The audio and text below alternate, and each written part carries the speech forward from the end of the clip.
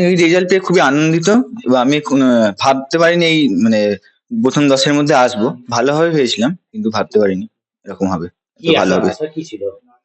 আশা মানে ভালো হবে, 90% এর ওপরে হবে ভেবেছিলাম, কিন্তু এত ভালো হবে বুঝতে পারিনি। দিনে ক ঘন্টা করে পড়তে তুমি? দিনে ওই 9 থেকে 10 ঘন্টা, এবার যেমন পড়া হতো যেদিনকে সেরকম। প্রিপারেশন কেমন নিয়েছো?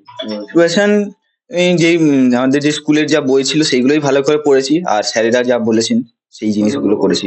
এখনকার ছেলে মেয়েদের আমি বলতে চাইছি যে ঠিক মতো পড়লে মানে সবকিছু করা যেতে পারে, যে কোনো কিছু যে করা যাবে না এরকম কিছু নয়।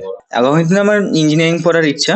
পরিবারের মা বাবা এবং সবাই খুব আমাকে খুবই সাহায্য করেছে। বলতে পারবেন যে মাধ্যমিকে একটু কম হয়েছিল, তার জন্য আমি একটু মনক্ষুণ্ণ হয়েছিলাম। কিন্তু তারপর দেখলাম যে উচ্চ মাধ্যমিকে যদি ভালো করতে পারি আরো, সেইভাবে আমি একটু নিজেকে একটু বেশি ভালো করে পড়তে শুরু করলাম। পড়াশোনার পাশাপাশি আমি নানা রকম বই পড়তে ভালোবাসি, গল্পের বই সমস্ত রকমের। হ্যাঁ, খেলাধুলা কম হয় কিন্তু গল্পের বই পড়তেই বেশি ভালোবাসি। গান বাজনা সিনেমা কোনো? গান বাজনা একটু মাঝে মধ্যে আমি তবলা শিখি, এবার তবলা সেটাই মাঝে মধ্যে বাজাই, এবং এছাড়া মাঝে গানও শুনি। নাম, স্কুলের নাম, র্যাঙ্ক আর নাম্বার?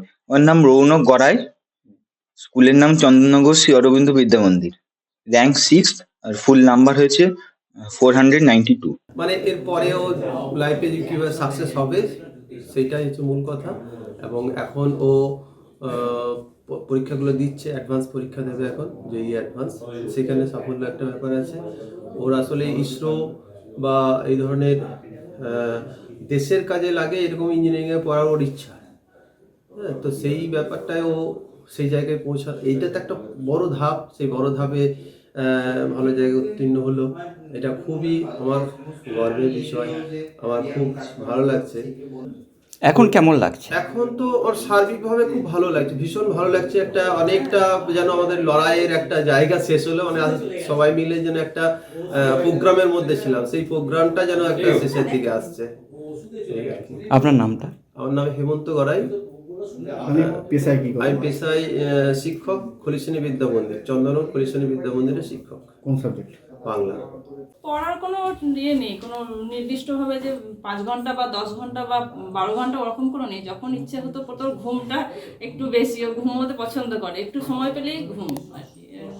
এই যা পড়া পড়তে বসতে বলতে হয় না কখনো, কিন্তু ওর মানে বই পড়ার থেকে মানে সেই ব্যাপার জিনিসটার উপরে জ্ঞানটা অর্জন করা বেশি। মানে কোনো একটা জিনিস পেলে আমার যে চ্যাপ্টারটা শেষ করতে হবে সেটি ওর মাথায় কখনো থাকে না। মানে ওই জিনিসটা নতুন কিছু পেলে সেটাকে নেট দেখে হোক বা যে বই দেখে হোক সেটাকে শেষ করা, মানে সেইটা সম্বন্ধে যতটা ও জানতে পারে আর কি, ওইটা ওর আগ্রহ আছে। ও কখনোই ভাবে না যে আমাকে মানে পরীক্ষায় এত নম্বর পেতে হবে, ওরকম কোনো ছোট থেকে কোনোদিনই ভাবে না। ও খালি ভাবে মানে আমি যেটা নতুন পেলাম আমাকে সেটা জানতে হবে, ওই জানাটা ওর আগ্রহটা বেশি আছে জানার দিকে। বাংলা কি বাবার কাছে পড়ে? হ্যাঁ, বাংলা বাবার কাছে। কোনো আক্ষেপ রয়েছে বাংলাদেশ সবথেকে কম নম্বর? না না না, কোনো আক্ষেপ নেই, বা কম বেশি নিয়েই জীবন। সবেই যদি ভাবি বেশি পাবো তাহলে তো মুশকিল আছে না। ওর মাধ্যমিকের যে নাম্বার, মানে মাধ্যমিকটাতে একটু ভালোভাবে আশা করেছিল, সবাই করেছিলাম আমরা, কিন্তু মাধ্যমিকটা যা হোক একটু কম হয়ে গেছে। তারপরে কত পার্সেন্টেজ? মাধ্যমিকে 96 মতো এসেছিল। তারপর থেকে আর ভাবিনি, তারপর ভেবেছিলাম পড়ে যাক যা হবে, তারপরে আর কোনো নম্বরের দিকে আর কিছু ভাবিনি, যে এত পার্সেন্ট পাক বা এই র্যাঙ্ক করুক, কিচ্ছু আর ভাবিনি। আর মাধ্যমিকের পরে এই রকম কোনো কিছুই মাথায় ছিল না আমাদের কারোরই। মানে পড়ুক, পাস করুক, নিজের মতো করে যতটা ও খাটছে ততটা ফল পাক, ব্যাস, তার বাইরে আর কিছু ভাবি। এখন কেমন লাগছে? একেবারে এখন তো ভালো লাগবে, আনন্দ হচ্ছে, ছেলে খুশি হলে মা বাবা খুশি। ও কি হতে চায় সেটাই হবে না, আপনারা কিছু বলবেন? আমরা তো কিছুই বলবো না, কোনোদিনই কিছু বলিনি, এখনো বলবো না। ও যেটা হতে চাইছে সেটাই হবে। পড়াশোনার জন্য কোনো শাসন করতে হয়েছে? শাসন বলতে ওকে ওই যখন মাঝে মধ্যে বলতে হতো যে যেটা পড়াটার মধ্যে আগে ফিরে আয়, মানে ও এত বেশি জানারও আগ্রহ, বা গল্পের বই পড়তে শুরু করলে ওর আর মনে থাকে না যে আমাকে গল্পের বইটা রেখে পড়তে হবে, তখন বলতে হয় যে গল্প বইটা রাখ। কি নাম? আমার নাম দীপালি গড়াই।